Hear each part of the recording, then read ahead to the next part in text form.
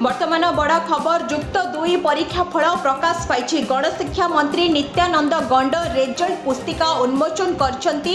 एथर 3,93,000 छात्र छात्री परीक्षा देथिले।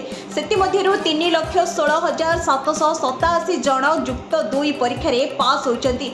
जा वर्तमान सबुठ बड़ खबर आसुची युक्त 2 परीक्षा फल प्रकाश पाई। गणशिक्षा मंत्री नित्यानंद गंड रेजल्ट पुस्तिका उन्मोचन करछंती। एथर 3,93,000 छात्र छात्री परीक्षा देथिले। 3,16,787 जन सेथि मध्यरु युक्त 2 रे पास होचंती। तेबे जहा सूचना रहुची कि मोट पास हार रहिची 82.77%। तेबे एथर पुओंको तुलना रे झियोंको पास हार अधिक रहिची। तेबे झियोंको पास हार देखिबाको गले 87% और पुओंकर पास हार 77% रहिची। तेबे उत्तीर्ण होइतिबा छात्रंको संख्या 1,42,516 रहितिबा बेले उत्तीर्ण होइतिबा छात्रींको संख्या 1,74,251 रहिची।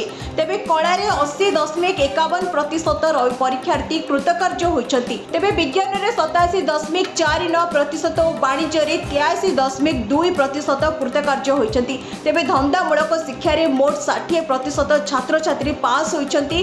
तेबे कलारे 90% रो अधिक नंबर रखिथिबा परीक्षार्थी 171 साजिथिबा बेले विज्ञान रे 90% रो अधिक रखिथिबा नंबर परीक्षार्थी रहउछंती 1906। सेबडी वाणिज्य रे 90% रो अधिक नंबर रखिथिबा परीक्षार्थी 204 रहउछंती।